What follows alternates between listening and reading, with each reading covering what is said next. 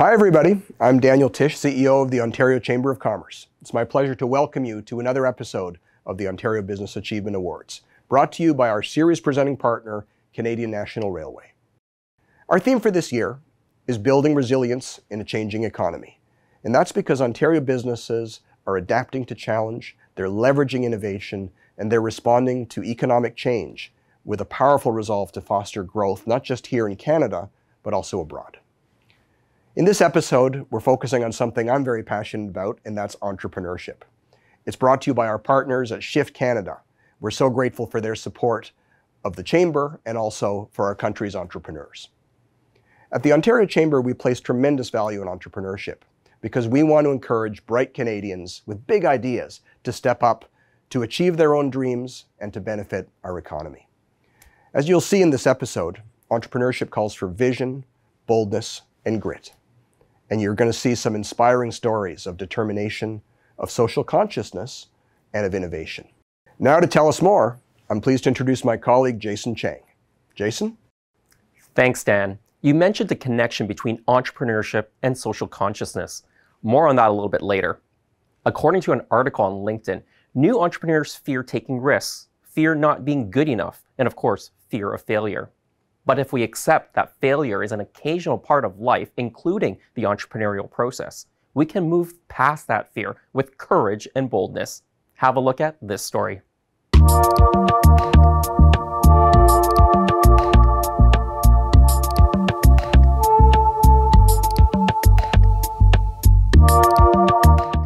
Hi, my name's Carrie Gray, and I'm the founder of Shades of Grey Indigenous Pet Treats.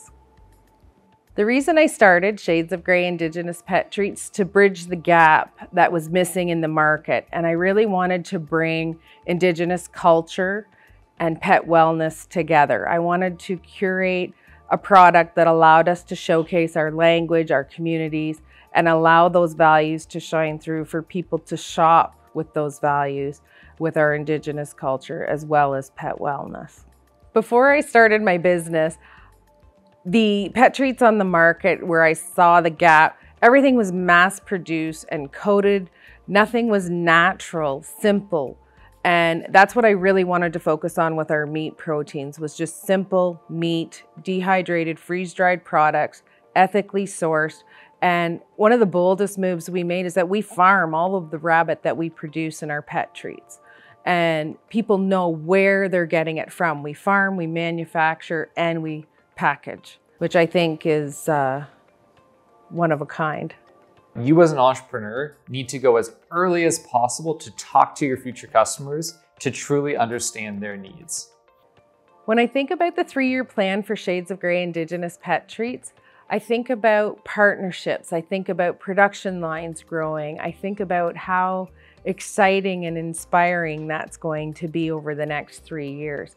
I think growth is something that I'm really looking forward to with our business. Planning is a double-edged sword as an entrepreneur. You want to plan a little bit, but you don't want to plan too much because things can change really quickly.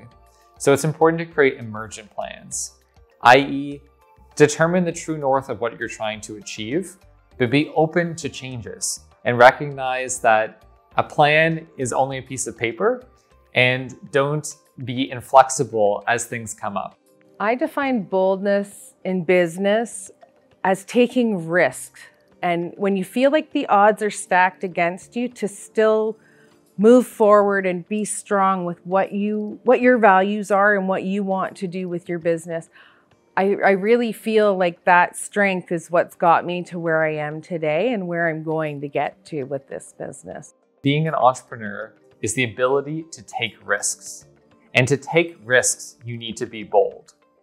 I think every entrepreneur needs to take that risk and challenge themselves and really stay true to who they are, from their culture, their community, their values, you know, whatever it may be that they're moving forward with. But that's what's gotten me where I am today for sure. Hi, I'm Scott Stewart, and I'm the founder and CEO of Venture for Canada. Canada has a crisis of entrepreneurship. There are 100,000 fewer entrepreneurs in this country than there were 2 decades ago. even though our population has increased significantly over the same time period. And unfortunately, Canada leads the world in the percentage of the population who cite fear of failure as an impediment to taking risks and building new things. Now, luckily, entrepreneurial thinking is something that can be taught. It can be developed. We can turn the ship around. That's why I'm so excited that the Ontario Chamber of Commerce is taking action to address this entrepreneurship crisis and Canada's declining labor productivity. And I'm also thrilled that there's a new charity called Shift Canada that's working to convene partners from across the country, including Venture for Canada, the organization I lead, and so many others, to tackle this generational challenge, to advocate for policies and initiatives that make Canada a more entrepreneurial country. To learn more, I encourage you to check out shiftcanada.org. Thank you.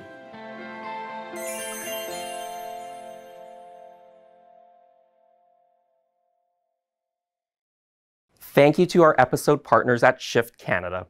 I recently had the opportunity to meet Daniel Mall, CEO of EarthSuds, to talk about his experience as his team turned an idea about reducing plastic waste into an idea that National Geographic deemed as a top 10 invention. When we spoke, I started by asking him about EarthSuds' origin story. Daniel, thank you for making the time to join us today. Can you share how EarthSuds came into being? Yeah, absolutely. Thanks for having me. The journey started a few years back when I was on a vacation with my family and was walking along a beach and noticed it was littered with plastic shampoo bottles. And I was puzzled because all the narrative at the time in Canada was about plastic straws and plastic grocery bags and even plastic takeout containers, but no one was talking about the over 5.7 billion plastic toiletry bottles that go to landfills every year. So a huge environmental issue and a cause I was really passionate about. And so when I got back to university in my third year, I decided to partner up with some classmates and try to create a solution. Simply put, our goal was to create shampoo without the bottle. So we tried thousands of different experiments, everything from creating Listerine type strips of shampoo, but those dissolved too quickly, to reverse engineering shampoo bars. That didn't really work in a smaller form factor. And so just through lots of trial and error, we finally created shampoo, conditioner, body wash tablets, which is what we offer today. We've sold to over 1,800 customers across Canada, the US, and the globe. And we're really on a mission to replace plastic toiletry bottles. Wow, so you really went through a lot of research and development and testing to get that right secret sauce, so to speak, to make your tablets. But what other challenges did you face while you were bringing EarthSuds to market, and how did you overcome them? Yeah, R&D was certainly a huge challenge, but beyond that, I think consumer awareness and education has been another big challenge. I think everyone has an innate, want to help the earth and live on a clean planet, but when it comes to making some changes in their daily shower routine, it can be sometimes a little bit more difficult. So we've tried to educate consumers by providing info cards with their packages, providing how to use videos online, a lot of different types of content on social media to educate users about the benefits of switching to plastic-free, water-free toiletries, as well as just how it isn't so much of a big change when it comes down to it. I mean, most people are used to using soap bars. This is like a little shampoo bar. It's not too much of a difference, and a bunch of little differences can end up making a big impact. Yeah, for sure. I know I travel a lot, and I'm taking my plastic shampoo and conditioner and body wash with me, and the tablet form certainly will reduce that waste. But I know your company started before the COVID pandemic, and then a COVID pandemic hit, which really travel industry, of course, and I would assume that's a big market for you. How did you face that challenge? Yeah, it was a big challenge. I mean, if you actually go back to it, on March 13th, we were driving to Toronto for our first big trade show. We were supposed to be in the Green Living Show in Toronto. We had all of our booth stuff set up. And as soon as we arrived, we were told, yeah, we might need to delay the trade show because of this COVID pandemic thing. And fast forward a couple of years later, the trade show never happened. Our sales kind of stalled a little bit, and it took a big hit on us. But I think we were able to adapt and be flexible in other ways. We really focused on our e-commerce channel rather than retail as much. We started working on a hand soap product to help people with fight the germs the pandemic was bringing, and adapted in different ways to continue to work through the pandemic. So while it did provide a bit of a difficult moment for us and a challenge to overcome, we've adapted in different ways, and I think we've actually become stronger because of it. It has allowed us to focus in on our e-commerce channel and then slowly ramp back into retail. Right. So you've certainly learned a lot during the COVID period, and coming out of that, did you focus more on the consumer side of the market or the business to business side of the market, the hospitality side of the market? And what made you decide to make those strategic choices? We started with the consumer side of the market because I think that was the easiest to get quick feedback on, to test and iterate with our products, and also had a bit of a lower barrier to entry. And now we're starting to work back into the hospitality market. So we just signed on and started working with our first hotel a couple months ago, and we have a few others on the way. We think that is really the largest opportunity in terms of environmental impact, because these tend to be a bit more of the bigger polluters in terms of plastic usage. It's great to see that government is getting behind it as well. The US government has passed a ban on single-use bottles in hotels by January 1st of 2027. So we see that as a huge opportunity. But I think as we start to move into the hotel market, it'll just reinforce our direct-to-consumer market as well. If a guest goes in and tries the product in their hotel room and they like it, they might go check out our site and buy it for daily use as well. So we think it could be a really great reinforcing kind of flywheel in a sense to eliminate plastic bottles. So it sounds like you've had some support from government legislation in helping you get into the hospitality market, but ultimately I think consumers are trying to make a positive change in their buying behavior. So how do you think Earthsuds has helped consumers make positive change and change their mindsets in environmentally more sustainable products? I think it's just providing a new innovative option for them. Like you said, consumers are starting to look for this kind of thing. For the user that travels weekly for their business, they can just throw this pack into their bag and not worry about all the TSA restrictions. They can breeze through airport security. For the camper that is worried about the biodegradability of the products that they use and the impact on the water system or the environment that they use it in, Earthsuds are a great biodegradable option. For the gym goer or the pool goer that wants something light and not very heavy, not going to spill in their bag, compact, not take up too much space, Earthsuds comes in a little tin, nice and sleek, that tick all those boxes. So our goal is really just to provide a convenient option for users that also is environmentally friendly. Some people, Daniel, would call you a disruptor, a shift maker. How do you feel about that label? To those people that say we're a disruptor, I'd say that we welcome that categorization. And we hope we provide disruption for the better. I think our goal here is to reduce plastic toiletry bottles, which ultimately will have better health effects for us in the long term. And so, create a great impact for the next generation. So I think as long as disruption is creating good disruption, I'm here for it. Well, certainly National Geographic thinks you're a disruptor because I think they declared your product as one of the top 10 most innovative in terms of cutting down on ocean plastics. So a great accolade. Daniel, you're certainly a innovative person. So I'm wondering, do you have any other future entrepreneurial plans? Any other projects you're thinking about bringing on? Or are you solely focused on Earthsuds right now? Earthsuds is definitely the focus for now. We just took investment and are looking for other angel investors if anyone's interested.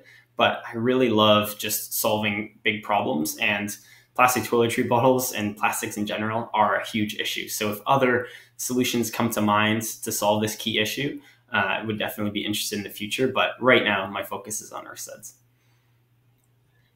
You mentioned before that you've had the support of different accelerators and mentors, but if you could be a mentor and provide one piece of advice to budding Canadian entrepreneurs, what would that one piece of advice be? It's a great question. I think it's maybe comes in like 3 steps. So for someone that's looking to get into entrepreneurship, I'd say the first thing is to, reflect and dig internally to figure out what it is you're passionate about. There are some really terrible days in entrepreneurship where you get pretty down on yourself. And if you're not passionate about the problem that you're solving or the space that you're working in, then you'd be more likely to probably fold or give up on that dream or that passion. So find your passion is number 1. Number 2 is go work for a startup or another company that's already working in that space.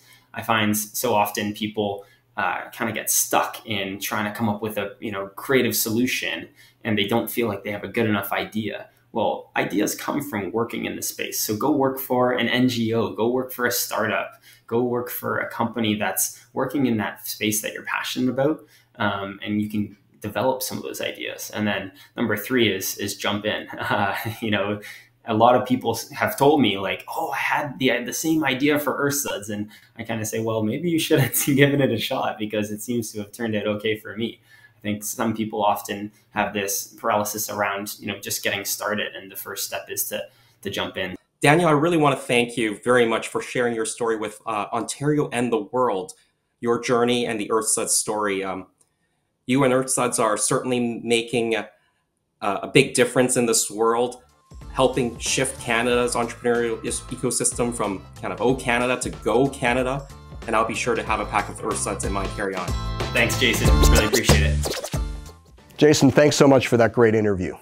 Now, a message from our series presenting partner, CN. Getting 300 million tons of freight to market and powering the economic growth of a nation, that takes a lot.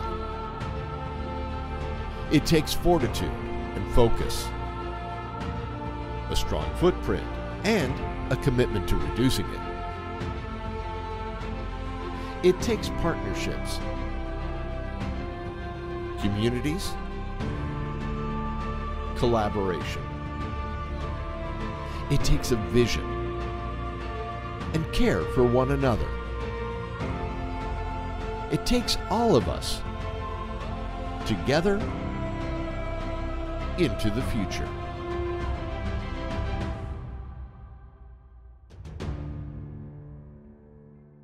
Well, I don't know about you, but I was inspired to hear Daniel talking about the moment where the idea for Earthsuds first took shape. That's how it goes for so many entrepreneurs. It's that big idea, it's that kitchen table moment, and it sticks with us in our heads, our hearts, our guts. And we asked some other businesses to share with us a snapshot of their moment. Hi, my name is Isabel Lam, and I'm the co-founder of Remix Snacks. My name is Jay Singh, and I'm the co-founder of Able Innovations Incorporated. My name is Jeff Tate, and I'm the founder of Triple Bogey Brewing Company. I remember when we first had the idea for Remix Snacks, I was with my friend Jamie at our apartment kitchen table trying to figure out what we could submit for the Dobson Cup, a startup competition at McGill. And we saw a bag of beans lying on the counter, and we were like, why not make that into snacks? There's nothing like that in the market, and we could try to reduce food waste at the same time. I started Triple Bogey about 10 years ago. My wife and I had the idea that golf needed its own beer. We noticed that there was nobody else kind of targeting the world of golf when it came to the beer side of things. And yeah, we went at it, and we've kind of looked back since. When I had this idea, my mom had just gotten injured moving patients in her line of work in long-term care. And I was working in robotics in the renewable energy sector. I thought about combining my passion for robotics from that sector and bringing it into healthcare. So the riskiest part of the business was, as my friends told me, they all laughed at me when I started the company, that we were going to go up against the big macros of the beer business. The risky part of starting this business was initially, first of all, I'd just gotten married, so leaving a stable job. Secondly, healthcare is extremely resistant to change, and disrupting and creating new technology always comes with its own risk. The moment of risk when we started the company was really, we were 2 nutrition students with 0 business background, didn't know how to write a business plan, had never pitched before, and we're really just taking this leap of faith going into this crazy grocery industry.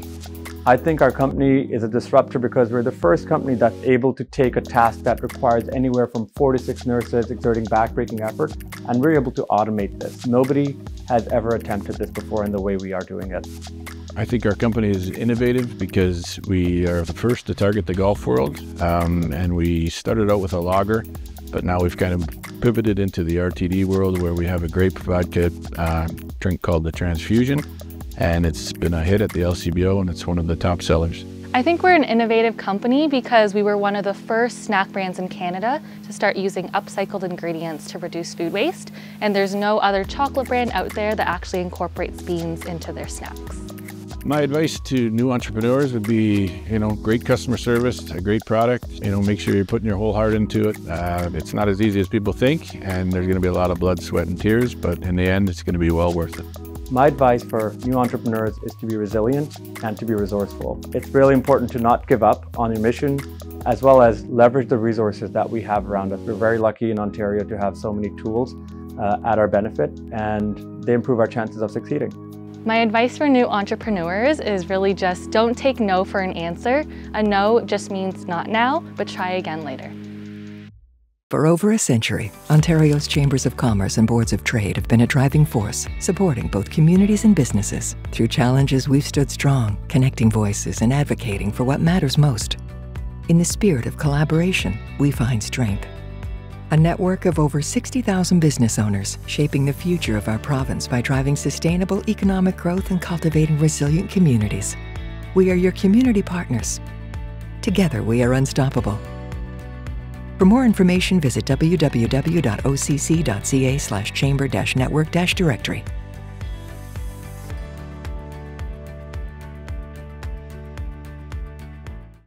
Well, to close, I want to start by thanking the innovators, the entrepreneurs, the disruptors who've shared their stories as part of this episode. Our hope is that many more Canadians will be inspired and empowered to respond to needs in our society with their own ideas and their own ventures. You probably heard it said before that success is not final and failure is not fatal. It's the courage to continue that counts. That's what Winston Churchill said many years ago. Thanks as always to our OBAA series presenting partner, Canadian National Railway, and our episode partner, Shift Canada. Finally, thanks to you, our viewers. And don't forget to join the conversation. You can find the Ontario Chamber on LinkedIn, on X, on Facebook, and now on Instagram. So until next time, stay connected and stay inspired.